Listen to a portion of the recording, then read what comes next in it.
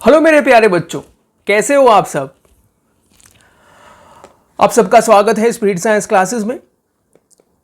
आज हम एक नए चैप्टर की शुरुआत करने जा रहे हैं जिसका नाम है फ्रिक्शन। आपने ये वर्ड कहीं पे सुना होगा। इसके आगे वाला जो चैप्टर था 8th चैप्टर, उसमें हमने फोर्स एंड प्रेशर चैप्टर के बारे में पढ़ा था। उसमें हमने देखा था फोर्स क्या होता है, कितने टाइप ऑफ फोर्सेस होते हैं। उसमें दो टाइप ऑफ फोर्स थे, contact forces, non contact forces.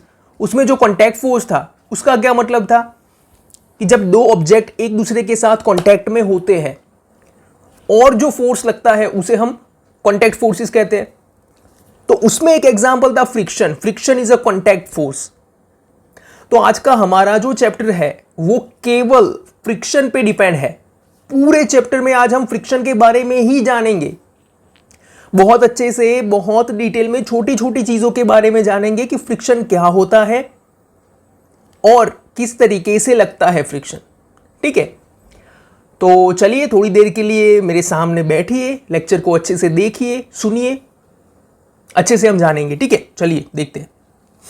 आज का जो लेक्चर है वो फर्स्ट लेक्चर है। ये जो चैप्टर है वो 2 लेक्चर में डिवाइड होगा। आज का जो लेक्चर है उसमें हम फोर्स ऑफ फ्रिक्शन, मतलब कि क्या होता है friction, factors affecting friction, static friction और स्लाइडिंग फ्रिक्शन क्या होता है, उसके बारे में हम आज इस चैप्टर में जानेंगे, इस लेक्चर में जानेंगे। तो देखते हैं कि व्हाट इज फ्रिक्शन। तो पहले हम डेफिनेशन को जानेंगे, उसके बाद में उस डेफिनेशन को ब्रेक डाउन करके अच्छे से डिटेल में चीजों को जानेंगे। Force must be acting on the object opposing its motion. This force is called the force of friction. What is friction? Friction is a one type of force. ऐसा force कि जब जो ऑब्जेक्ट मूव कर रहा होता है, कोई भी ऑब्जेक्ट है इस दुनिया का, ठीक है, जब वो ऑब्जेक्ट मूव कर रहा होता है तो उस ऑब्जेक्ट की मूवमेंट की जो डायरेक्शन है उसके अपोजिट डायरेक्शन में जो फोर्स लगता है उस फोर्स को हम फोर्स ऑफ फ्रिक्शन कहते हैं। और ये कॉन्टैक्ट फोर्स का एग्जाम्पल है। जैसे कि एक एग्जाम्पल की हेल्प से समझते हैं। यहां पे जो एग्जाम्पल 1 है उसमें हमारे पास एक यहां पे एक बुक है, ठीक है। ये जो बुक है उसको मैं इस डायरेक्शन से इस डायरेक्शन की तरफ पुश करता हूं, ठीक है। कंटिन्यूअस पुश नहीं करता है, ऐसे धक्का लगाता हूं, लाइक दिस, पुश करता हूं, ठीक है। मैंने इस बुक को पुश किया तो ये बुक जो है वो इतना डिस्टेंस कवर करने के बाद यहां पे आके रुक गई। तो ये जो बुक है उसके ऑपोजिट डायरेक्शन में जो फोर्स लग रहा होगा जिसके रीजन से ये बुक रुकी है, ठीक है, समझ रहे हो ना। मैंने इस डायरेक्शन से इस डायरेक्शन में फोर्स लगाया तो इसके ऑपोजिट डायरेक्शन में कुछ तो फोर्स लग रहा होगा ना, तब जाके ये जो बुक है उसकी स्पीड कम हुई और एक पॉइंट पे जाके वो बुक रुक गई क्योंकि उसके ऑपोजिट डायरेक्शन में एक फोर्स लग रहा था। तो ये जो ऑपोजिट डायरेक्शन में जो फोर्स लगता है उसे हम फोर्स ऑफ फ्रिक्शन कहते हैं। ये सेकंड जो पॉइंट है उसमें हमारे पास ये जो बुक है उसको मैं फिर यहां से इस डायरेक्शन में पुश करता हूं तो ये जो बुक है वो कुछ इतना डिस्टेंस को ट्रैवल करने के बाद यहां जाके रुक जाती है। पहले उसकी स्पीड ज्यादा थी, कम हुई, यहां जाके रुक गई। तो कुछ डिस्टेंस को कवर करने के बाद जो बुक है वो रुक जाती है क्योंकि इसके ऑपोजिट डायरेक्शन में भी एक फोर्स लग रहा है। उस ऑपोजिट फोर्स को ही हम कहते हैं फोर्स ऑफ फ्रिक्शन। जैसे कि जब हम बाइसाइकिल को चलाते हैं और उसको ब्रेक लगाते हैं, क्योंकि सामने कुछ आ गया, हमने ब्रेक लगा दिया, तो जो बाइसाइकिल है वो उसकी स्पीड कम हो जाती है। अगर हमें स्टॉप करना है तो हम ज्यादा ब्रेक लगाते हैं तो वो रुक जाती है। तो ये रुकती क्यों है? ड्यू टू फ्रिक्शन, क्योंकि इसके ऑपोजिट डायरेक्शन में एक फोर्स लग रहा होता है जिसकी वजह से ये जो बाइसाइकिल है वो रुक जाती है। जब हम कार से जा रहे होते हैं तो सामने अगर कुछ आता है, जब रेड लाइट होती है, जब हमें भी ब्रेक लगानी पड़ती है, तो जब हम ब्रेक को अप्लाई करते हैं तो क्या होता है, When we apply the brake, तो जो स्पीड है कार की वो रुक जाती है, वो कम हो जाती है स्पीड और एक पॉइंट पे जाके वो रुक जाती है कार। ऐसा क्यों होता है? क्योंकि उसको ऑपोजिट डायरेक्शन में एक फोर्स लग रहा है। ऑपोजिट, हम जब ब्रेक को अप्लाई करते हैं तो उसके ऑपोजिट डायरेक्शन में एक फोर्स लगता है। तो ये जो ऑपोजिट डायरेक्शन में जो फोर्स लगता है उसी को हम कहते हैं फोर्स ऑफ फ्रिक्शन। ये यहां पे जो बॉल है उसको मैं इस तरीके से पैर से किक लगाता हूं तो जो बॉल है उसकी स्पीड ज्यादा होती है, वो बॉल जाती है दूर तक, ठीक है। पर एक पॉइंट पे जाके तो वो बॉल रुक ही जाएगी। क्यों रुकेगी? क्योंकि उसके ऑपोजिट डायरेक्शन में फोर्स लगता है, उसे फोर्स ऑफ फ्रिक्शन कहते हैं। अब हमने ये तो देख लिया कि जब हम किसी ऑब्जेक्ट के ऊपर जब फोर्स को अप्लाई करते हैं तो उसकी मूवमेंट होती है, और उस मूवमेंट के दौरान उसके ऑपोजिट डायरेक्शन में भी एक कॉन्टैक्ट फोर्स लग रहा होता है। ऑपोजिट डायरेक्शन में जब फोर्स लगता है तो ऐसा तो इसमें क्या होता है उसके बारे में हम अब जानते हैं। तो बेटा क्या होता है, जैसे कि हमने देखा कि जब बुक को हम इस तरीके से हाथ से फोर्स लगा रहे थे तो बुक जाके रुक जा रही थी, क्योंकि बेटा जो बुक थी वो टेबल के ऊपर थी। तो जो बुक थी उसकी कोई एक सरफेस हुई होगी, ठीक है। ये जो ब्लू है वो बुक की सरफेस है, सरफेस ऑफ बुक, और ये जो है वो टेबल की सरफेस है, सरफेस ऑफ टेबल। तो ये दोनों की सरफेस के बीच में इस तरीके की कुछ इनरेगुलरिटीज होती है, ठीक है। और ये जो इनरेगुलरिटीज है वो एक दूसरे में इंटरलॉक हो जाती है, और ये इंटरलॉकिंग जो होती है वो इस तरीके से दोनों सरफेस के बीच में होती है। अब मुझे ये जो बुक है उसको मूव कराना है तो मुझे इतना फोर्स लगाना होगा कि ये जो इंटरलॉकिंग जो है उसको वो फोर्स ओवरकम कर पाए, ठीक है। मैंने उतना फोर्स लगाया बुक के ऊपर कि ये जो इंटरलॉकिंग थी, इंटरलॉकिंग का मतलब क्या होता है कि दोनों की सरफेस में जो इनरेगुलरिटीज है वो एक दूसरे में इस तरीके से लॉक हो जाती है। जिस लॉक को हमें ओवरकम करना होता है, मतलब कि ऐसे नहीं होती, वो ऐसे होती है, और ये सिर्फ लॉकिंग को मैं समझा रहा हूं। ये जो इंटरलॉकिंग है उसको ये जो फोर्स ओवरकम कर पाए उतना फोर्स लगाना होगा, तब जाके ये जो बुक है उसकी मूवमेंट होगी। और इस मूवमेंट के दौरान इसके ऑपोजिट डायरेक्शन में जो फोर्स लगता है, वो जो ऑपोजिट डायरेक्शन में फोर्स लग रहा है वो इंटरलॉकिंग की वजह से है, क्योंकि जो बुक है वो उस तरफ जाना नहीं चाहती, क्योंकि उसकी इंटरलॉकिंग है, वो लॉक है, ठीक है। उन दोनों सरफेसेस की इंटरलॉकिंग है, वो वहां पे जाना नहीं चाहती, पर हमने फोर्स लगा के उसको भेजा, फिर भी वो जाना नहीं चाहती, क्योंकि उसको ऑपोजिट डायरेक्शन में इंटरलॉकिंग की वजह से एक फोर्स लगता है, उसी को हम कहते हैं फोर्स ऑफ फ्रिक्शन। अब ये जो बुक है उसको मैं इस तरीके से लेफ्ट से राइट डायरेक्शन में जब फोर्स को अप्लाई करता हूं लाइक दिस, तो जो फ्रिक्शन है वो उसके ऑपोजिट डायरेक्शन में राइट टू लेफ्ट लगता है, सिंपल। तो इस तरीके से मैंने ये जो इंटरलॉकिंग है बुक और टेबल की जो सरफेसेस होती है उसके बीच में ये जो इंटरलॉकिंग है उसको मैंने यहां पे थोड़ी और बड़ी करके अच्छे से दिखाया है। इतनी ज्यादा इंटरलॉकिंग होती है इन मतलब कि सरफेसेस के बीच में, इसको मैंने समझने के लिए कहा है। पर ऐसी ही कुछ इनरेगुलरिटीज होती है कि जो ऐसे ऊपर नीचे वो एक दूसरे में इंटरलॉक हो जाती है लाइक दिस। अब आपको समझ आया कि इसके ऑपोजिट डायरेक्शन में जो फोर्स लग रहा था उसे हम कहते हैं फोर्स ऑफ फ्रिक्शन। और ये जो फोर्स ऑफ फ्रिक्शन है वो क्यों लगता है, क्योंकि ये जो टायर होता है उसमें कुछ इनरेगुलरिटीज होती है, और ये जो रोड है रोड में भी कुछ इनरेगुलरिटीज होती है। तो ये इनरेगुलरिटीज 1 और 2 एक दूसरे में इस तरीके से इंटरलॉक हो जाती है, इसीलिए फ्रिक्शन लगता है। जब हम ब्रेक को अप्लाई करते हैं तो ये जो ब्रेक के जो ये पॉइंट्स होते हैं, मतलब कि ये जो रबर होता है उसके बीच में और ये जो टायर है उसके बीच में इनरेगुलरिटीज होती है। जब ये इनरेगुलरिटीज को हम प्रेस करते हैं तो ऑपोजिट डायरेक्शन में फोर्स लगता है, उसे हम फोर्स ऑफ फ्रिक्शन कहते हैं। एंड दैट इज व्हाई ये जो बाइसाइकिल है उसको ब्रेक लगाने से वो रुक जाती है। सेम केस यहां भी होता है। जब हम ब्रेक को अप्लाई करते हैं तो ब्रेक के जो रबर्स होते हैं उसकी इनरेगुलरिटीज और जो टायर की इनरेगुलरिटीज है उसके बीच में इस तरीके से इंटरलॉकिंग होती है, और जितनी ज्यादा हम प्रेस करते हैं ब्रेक को उतनी ज्यादा इंटरलॉकिंग स्ट्रांग होती है। एंड ड्यू टू दैट इसके ऑपोजिट डायरेक्शन में जो फोर्स लग रहा है उसे हम फोर्स ऑफ फ्रिक्शन कहते हैं, और फोर्स ऑफ फ्रिक्शन के चलते ये जो कार है वो रुक जाती है। ये जो बॉल है उसको हम किक करते हैं तो वो एक डिस्टेंस को कवर करके रुक क्यों जाती है, क्योंकि बॉल की जो सरफेस होती है, ये बॉल की सरफेस और जो ग्राउंड की सरफेस है उसके बीच में इंटरलॉकिंग होती है, और उस इंटरलॉकिंग की वजह से उसके ऑपोजिट डायरेक्शन में जो फोर्स लग रहा है उसे हम कहते हैं फोर्स ऑफ फ्रिक्शन। ये आप है और ये आपका दोस्त है, आप दोनों स्कूल में खेल रहे हो और भाग रहे हो, और ये जो आप जो हो वो अच्छे से देख के चल रहे हो कि सामने दिखाई दे रहा है आपको कि भाई केले का छिलका गिरा है, पर आपका जो दोस्त है उसने नहीं देखा, वो ऐसे ही भागता जा रहा है, तो उसका जो पैर है वो जब केले के छिलके के ऊपर आता है तो वो वहां पे फिसल जाता है, वो गिर जाता है। तो ऐसा क्यों होता है? तो पहले बेटा क्या था, आप यहां पे आपके केस में बात करते हैं, तो आपके केस में क्या था, जो आपके शूज थे, शूज में ये जो आपके शूज है प्यारे से, उस शूज में इनरेगुलरिटीज थी कुछ ऐसी, और ये जो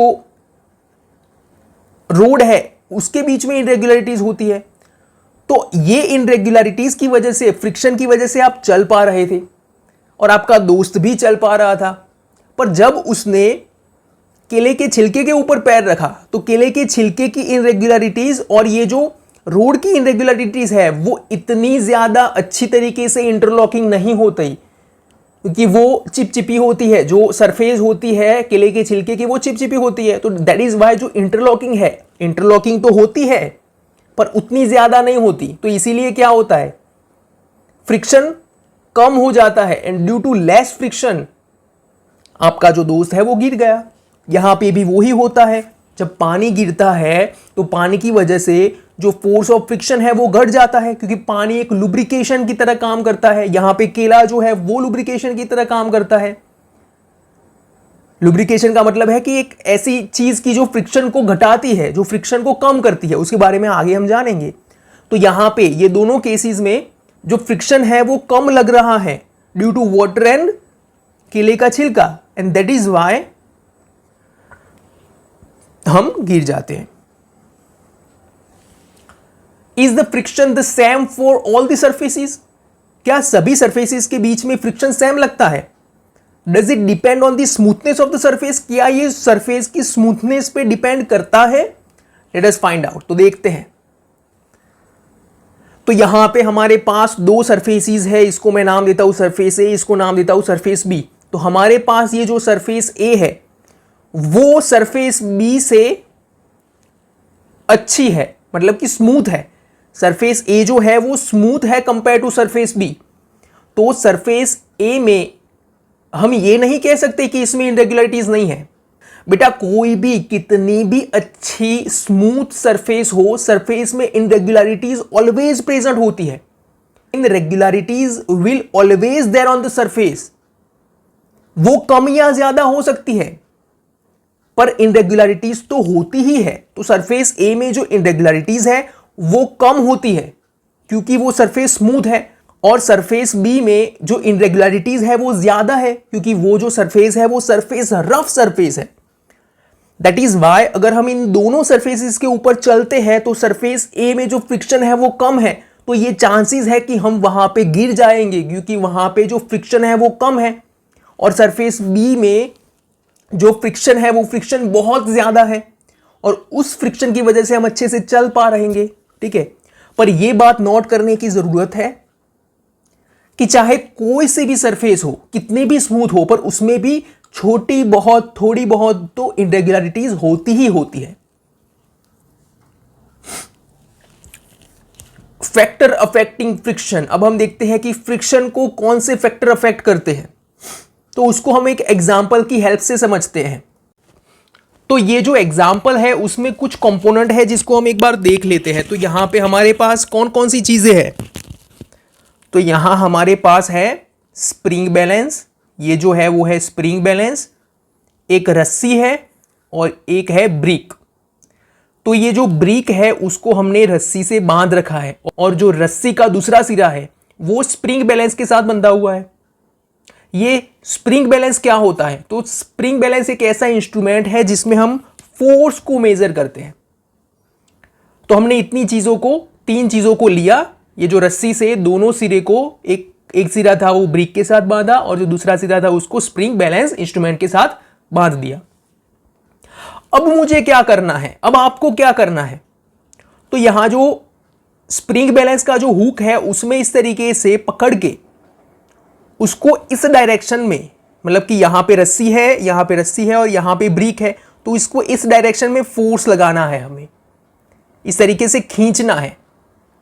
तो जब हम इसको इस डायरेक्शन में, जब हम इसको खींचते हैं थोड़ा थोड़ा फोर्स लगाना है। पहले हमने थोड़ा फोर्स लगाया, धीरे धीरे फोर्स लगाना है। और एक पॉइंट ऐसा आएगा कि जब ये जो ब्रिक है उसकी मूवमेंट इस डायरेक्शन में होगी, जब ब्रिक जो है वो इस डायरेक्शन में थोड़ी बहुत भी मूव करती है, उस वक्त ये जो स्प्रिंग बैलेंस है उस इंस्ट्रूमेंट में कुछ मेजरमेंट दिखाएगा, कुछ नंबर दिखाएगा, उस नंबर को हमें नोट कर लेना है। सीधी बात। अब हमें क्या करना है, सेम चीजें, सभी चीजें वैसी की वैसी रहेगी, पर एक चीज चेंज होती है कि यहां पे जो ब्रिक है उस ब्रिक को हमें एक पॉलीथीन की जो बैग होती है उसको उसके ऊपर लपेट लेना है, उसको उसके ऊपर बांध लेना है। और अब हमें वो ही एक्सपेरिमेंट उसी तरीके से परफॉर्म करना है। यहां से पकड़ के इस डायरेक्शन में हमें फोर्स लगाना है, पुल करना है, ठीक है। जिस वक्त ये जो पॉलीथीन वाली ब्रिक है वो मूव करती है, उसी वक्त यहां पे एक नंबर दिखाएगा, उसको हमें लिख लेना है, उसको हमें मेजर कर लेना है, उसको हमें लिख लेना है, नोट कर लेना है।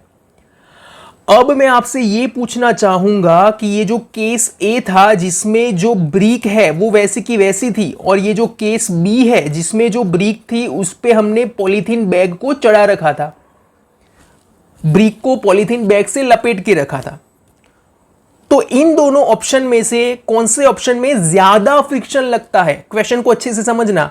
ये जो केस ए जो है और जो केस बी है, इन दोनों में से कौन से केस में जो फ्रिक्शन है वो ज्यादा लगता है, केस ए में या केस बी में? एब्सोल्युटली राइट, ये जो केस ए है उसमें फ्रिक्शन ज्यादा लगता है compare to case B.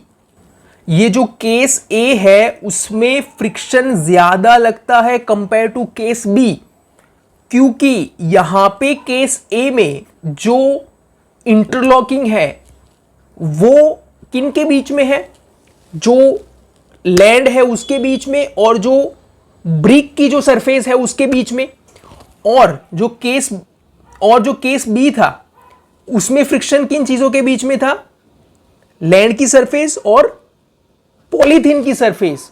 Yes, जो पॉलीथीन होती है उस पॉलीथीन की सरफेस और लैंड के बीच में इंटरलॉकिंग थी।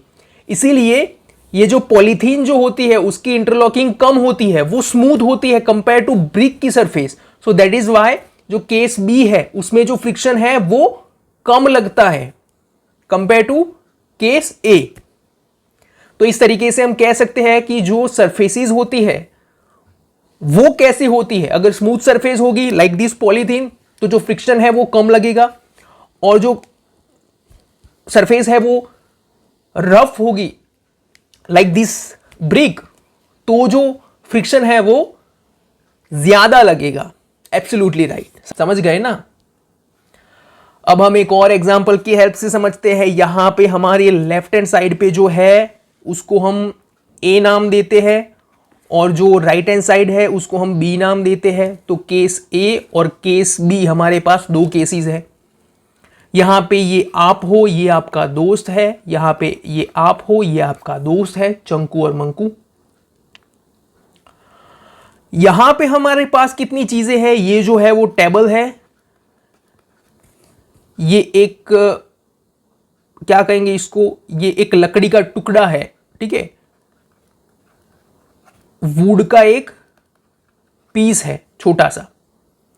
ये जो है वो बुक्स है जिसको हमने सपोर्ट करके ये जो वुड का पीस है उसको इस तरीके से टिल्ट करके रखा है, और यहां पे ये जो है वो टेबल है। तो इस तरीके की कुछ कंडीशंस है हमारे पास, ठीक है। अब हम क्या करते हैं, यहां पे हमारे पास ये जो एक सेल होता है, ठीक है, जो सेल होता है वो कुछ इस तरीके से होता है। ये जो सेल है उसको हम यहां से एक पॉइंट को लगा के यहां से इसको आप जो है वो इसको रिलीज कर देते हो, तो वो यहां से इस तरीके से मूव करके यहां जाके यहां पे आके रुक जाता है। और जो केस बी है उसमें ये जो टेबल था उसके ऊपर आपने एक कपड़े का टुकड़ा रख दिया, this is a piece of cloth, वो रख दिया। अब आप वही एक्सपेरिमेंट को अगेन परफॉर्म करते हो। आप यहां से जो सेल है उसको रिलीज कर देते हो लाइक दिस, कोई फोर्स नहीं लगाते, आप यहां से रिलीज ही कर देते हो, ठीक है। फिर जो ये जो पीस ऑफ वुड है वो ऐसा है कुछ, ठीक है, आप यहां से उसको क्या करते हो, रिलीज कर देते हो, तो ये इस तरीके से नीचे आएगा और यहां पे ये जो है वो पीस ऑफ क्लोथ है वो इस पे ऊपर जाके यहां से इतना मूव होता है और वो यहां पे जाके ये जो सेल है वो रुक जाता है। तो केस ए में जो सेल था उसने कुछ इतना डिस्टेंस कवर किया और जो केस बी था उसमें जो सेल है उसने बस इतना ही डिस्टेंस कवर किया। तो ऐसा क्यों हुआ? क्योंकि हम ये कह सकते हैं कि जो केस बी है उसमें कम डिस्टेंस कवर हुआ क्योंकि जो फ्रिक्शन है वो ज्यादा होगा कंपेयर टू केस ए, क्योंकि यहां पे जो कांटेक्ट था वो सरफेस ऑफ क्लोथ के बीच में और सरफेस ऑफ सेल के बीच में था, और यहां पे जो सरफेस, यहां पे केस ए में जो कांटेक्ट था वो सरफेस ऑफ टेबल और सरफेस ऑफ सेल के बीच में था। तो यहां पे जो दोनों मीडियम थे वो हमने चेंज कर दिए, क्योंकि जो सरफेस ऑफ टेबल होती है वो स्मूथ होती है compare to surface of cloth, ठीक है। तो इसीलिए केस बी था जिसमें जो सरफेस थी वो क्लोथ था, इसीलिए उसमें जो इनरेगुलरिटीज थी क्लोथ में वो ज्यादा थी compare to case a table. तो इसीलिए उसमें जो फ्रिक्शन है वो ज्यादा लगा, ऑपोजिट डायरेक्शन में जो फोर्स है, जो फ्रिक्शन है वो ज्यादा लगा और वो कम डिस्टेंस कवर करने के बाद जो सेल है वो रुक गई। और जो केस ए था उसमें टेबल की जो इनरेगुलरिटीज होती है वो कम थी compare to piece of cloth. तो इसीलिए ये जो टेबल है वो स्मूथर था। हम कह सकते हैं कि जो सरफेस ऑफ टेबल था वो स्मूथ था compare to piece of cloth. तो इसीलिए ये जो सेल है वो थोड़ा ज्यादा डिस्टेंस कवर करने के बाद वो रुक जाता है। तो इस तरीके से हम कह सकते हैं कि जो मीडियम ऑफ सरफेस की सरफेस कैसी है, स्मूथ है, रफ है, इनरेगुलरिटीज कैसी है, स्मूथ में कम होती है, रफ में ज्यादा होती है। तो इस तरीके से जो मीडियम होता है सरफेसेस का उसके ऊपर भी बहुत सारी चीजें डिपेंड करती है, जो फ्रिक्शन है वो कम या ज्यादा हो सकता है। जैसे कि यहाँ पे जो इनरेगुलरिटीज है वो कम है, यहाँ पे इनरेगुलरिटीज ज्यादा है, यहाँ पे फ्रिक्शन क्या होगा, ज्यादा होगा, यहाँ पे फ्रिक्शन क्या होगा, कम होगा। ओके, अब हम एक और एक्सपेरिमेंट करते हैं। ये आप है, ये एक बॉक्स है, बॉक्स को आप कुछ इस डायरेक्शन में मूव करा रहे हो, फोर्स दे रहे हो, ठीक है, पुश कर रहे हो, ठीक है, अपनी बॉडी से अवे कर रहे हो उसको। तो ये जो बॉक्स है वो कुछ इस डायरेक्शन में मूव करेगा। और ये जो केस बी है उसमें क्या होता है, केस बी में आपने यहां पे एक तगड़े बड़े से मोटे इंसान को वहां बिठा दिया ऊपर। तो क्या हुआ, अब आपको मैं कहूं कि अब आप पुश कीजिए, तो आप जो है वो इस बॉक्स को इस डायरेक्शन में पुश नहीं कर पाएंगे। क्योंकि यहां पे ये जो सरफेस होती है, सरफेस ऑफ लैंड और ये जो सरफेस ऑफ बॉक्स है, उसके बीच में जो इस तरीके से जो इनरेगुलरिटीज होती है वो एक दूसरे में इंटरलॉक हो जाती है। इंटरलॉकिंग तो केस ए में भी है और केस बी में भी इंटरलॉकिंग होगी, पर यहां पे जब कोई मोटा इंसान इसके ऊपर बैठता है तो जो इनरेगुलरिटीज है वो एक दूसरे के साथ बहुत ज्यादा इंटरलॉक हो जाती है। उसकी वजह से आप जो है वो इस बॉक्स को इस डायरेक्शन में मूव नहीं करा पा सकते। वो वहां पे इस तरीके से इंटरलॉकिंग की वजह से, फ्रिक्शन बढ़ने की वजह से वो वहां पे स्टेडी हो गया है। अब हम देखते हैं स्टैटिक फ्रिक्शन, कि स्टैटिक फ्रिक्शन क्या होता है। तो static friction is a type of friction. Static word का मतलब होता है स्थिर, ठीक है। तो static friction, a force that keeps an object at rest is called static friction. ऐसा फोर्स कि जो ऑब्जेक्ट को रेस्ट पोजीशन में रखना चाहता है, ऐसे फोर्स को हम कहते हैं स्टैटिक फोर्स। जैसे कि मेरे पास ये एक बुक है, उसकी ये सरफेस है, ये बुक की सरफेस के ऊपर मैं जो है वो इस पेन को रख देता हूं लाइक दिस, ठीक है। पेन दिखाई दे रही होगी आपको, ठीक है, आई थिंक ये पेन का जो ढक्कन है उसको इस तरीके से मैं इसको रख देता हूं। तो ये जो ऑब्जेक्ट है वो इसी पोजीशन में रहना चाहता है, क्योंकि ये जो ऑब्जेक्ट है उसकी सरफेस की इनरेगुलरिटीज और ये बुक की सरफेस की इनरेगुलरिटीज के बीच में इस तरीके से इंटरलॉकिंग है। तो ये दोनों सरफेसेस एक दूसरे के साथ लॉक है। तो ये जो ऑब्जेक्ट है वो मूव होना नहीं चाहता, इसीलिए वो यहां पे स्टैटिक है। मैं इसको इस डायरेक्शन में फोर्स तो लगा रहा हूं, पर ये इंटरलॉकिंग की वजह से ये मूव नहीं हो रहा है, तो मुझे ज्यादा फोर्स लगाना होगा। मुझे इतना फोर्स लगाना होगा कि ये जो इसकी इनरेगुलरिटीज है उसको ये ओवरकम कर पाए। तो ये जो ऑब्जेक्ट है वो यहां पे ही रहना चाहता है due to irregularities, due to the interlocking of irregularities. तो ऐसे फोर्स को हम कहते हैं स्टैटिक फोर्स, की जो यहां पे ही इसको स्थिर रखना चाहता है, उसे ही हम कहते हैं स्टैटिक फोर्स। तो यहां पे ये जो चीज लिखी हुई है कि जब हम जो फोर्स लगाते हैं वो फोर्स फ्रिक्शन से ज्यादा होगा, मतलब कि इसके ऑपोजिट डायरेक्शन में जो फ्रिक्शन लग रहा है उससे ज्यादा होगा, वो स्टैटिक फ्रिक्शन से ज्यादा होगा, तब जाके ये जो ऑब्जेक्ट है उसकी मूवमेंट होगी। वही चीज हम यहां पे देखते हैं। ये दूसरी डेफिनेशन है जिसको हम देख लेते हैं। A force acting on an object is said to be a static force if it does not change the size, position और direction of that particular object. ये जो हैवी स्टोन है, ये जो हैवी स्टोन है उसकी इनरेगुलरिटीज और उसकी सरफेस की इनरेगुलरिटीज, और ये जो लैंड है उसकी सरफेस की इनरेगुलरिटीज अच्छे से एक दूसरे के साथ इंटरलॉकिंग है। तो ऐसा जो फोर्स की जो ऑब्जेक्ट की साइज, पोजीशन और डायरेक्शन को चेंज नहीं होने देना चाहता, ऐसे फोर्स को हम कहते हैं स्टैटिक फोर्स। अब हम देखते हैं स्लाइडिंग फ्रिक्शन क्या होता है। What is sliding friction? The force required to keep the object moving with the same speed is measure of sliding friction। कि जब हमारे पास कोई ऑब्जेक्ट होता है, वो हमने इसके ऊपर फोर्स लगाया, ठीक है, पर ये जो चीज है वो मूव कर रही है, इसको इसी डायरेक्शन में मूव कराने के लिए हम जो फोर्स लगा रहे हैं इसके ऊपर, उस वक्त इसके ऑपोजिट डायरेक्शन में जो फोर्स लग रहा है उसको हम कहते हैं स्लाइडिंग फ्रिक्शन। जैसे कि ये जो स्लाइडर है जहां पे हम लोग खेलते हैं, आप बच्चे लोग खेलते हैं, तो यहां से आप स्लाइड हो रहे हैं, तो यहां पे आप जो स्लाइड हो रहे हैं तो इसके बिटवीन जो आपकी जो स्पीड है वो कंटिन्यूअस है, मतलब कि जो कांस्टेंट स्पीड से आप चल रहे हो, उस वक्त इसको ऑपोजिट डायरेक्शन में जो फोर्स लग रहा है उसी फोर्स को हम कहते हैं स्लाइडिंग फ्रिक्शन। अब इसको हम इस छोटे से ग्राफ की मदद से समझेंगे। ये जो ग्राफ है वो बहुत ईजी है, डोंट अफ्रेड, ठीक है। ये जो ग्राफ है उसमें ये जो y एक्सिस है वो डिफाइन करती है फ्रिक्शन, सॉरी वो इंडिकेट करती है फ्रिक्शन। ये जो x एक्सिस है वो इंडिकेट करती है फोर्स। तो ये जो बॉक्स है वो यहां पे है, ये जो बॉक्स है वो स्टैटिक है, वो स्टेडी है, वो यहां पे स्टेडी है। तब ये जो बॉक्स है वो उसकी मूवमेंट नहीं हो रही है, उसकी जो स्पीड है वो कुछ जीरो है। हमने इसके ऊपर फोर्स लगाया, कितना फोर्स लगाया? इतना फोर्स लगाया, ए जितना। तो ए जितने फोर्स को अप्लाई करने से भी यहां पे जो बॉक्स है उसकी मूवमेंट नहीं हुई। हमने बाद में लगाया बी फोर्स, यहां पे हमने लगाया कितना फोर्स? बी जितना फोर्स, थोड़ा ज्यादा, तब भी ये जो बॉक्स है वो मूव नहीं किया। हमने लगाया सी फोर्स, थोड़ा और ज्यादा फोर्स, तब भी ये जो बॉक्स है वो इस डायरेक्शन में या किसी भी डायरेक्शन में मूव नहीं किया, वो वहां पे स्टैटिक ही रहा, स्टेडी रहा। तो वो स्टेडी क्यों रहता है? क्योंकि ये जो इंटरलॉकिंग है उसकी वजह से ये जो बॉक्स है वो मूव होना नहीं चाहता, वो वहां पे ही स्टेडी रहना चाहता है।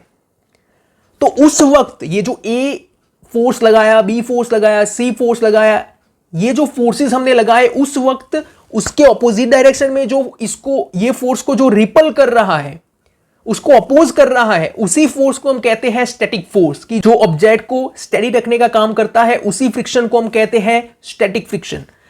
और हमने इतना डी जितना फोर्स लगाया तब जाके इस पॉइंट पे आके ये जो बॉक्स है उसकी मूवमेंट हुई, होना शुरू हुई।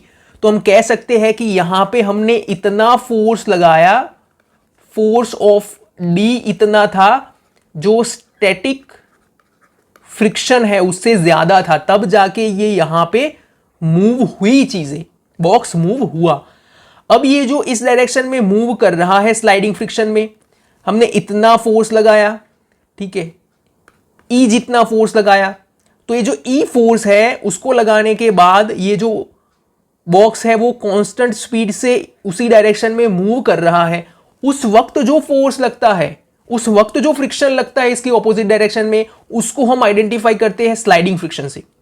तो बेटा बेसिकली ये जो दोनों फ्रिक्शन है, स्टैटिक फ्रिक्शन और sliding friction, is a type of friction. वो फ्रिक्शन ही है पर उसको हम कंडीशन की अकॉर्डिंग उसको नाम देते हैं कि जब ऑब्जेक्ट स्टेडी है, वो वहां से मूव नहीं होना चाहता, वो वहां पे ही ऑब्जेक्ट को रहने देना चाहता है, उस वक्त जो फोर्स लग रहा है ऑपोजिट डायरेक्शन में उसको फोर्स ऑफ फ्रिक्शन कहेंगे। वो मूव हो रहा है, अब वो कांस्टेंट स्पीड से उसी स्पीड से कंटिन्यूअसली मूव करता रहेगा, उस वक्त जो फ्रिक्शन लग रहा है उसको स्लाइडिंग फ्रिक्शन बोलते हैं। तो इस तरीके से हमने फ्रिक्शन को डिफरेंट नाम दिए हैं अकॉर्डिंग टू कंडीशंस। तो इतनी चीजें थी बेटा। थैंक यू सो मच बच्चों, हमारे साथ बने रहिए स्पिरिट साइंस क्लासेस में। मिलते हैं एक बेहतरीन नए चैप्टर के साथ, तब तक के लिए खुश रहिए, हमारे साथ बने रहिए, हमारे साथ पढ़ते रहिए। ये फ्री प्लेटफॉर्म है, हमें सपोर्ट कीजिए, सब्सक्राइब कीजिए, शेयर कीजिए और अच्छे मार्क्स को गेन कीजिए, नॉलेज को एक्वायर कीजिए। Thank you so much.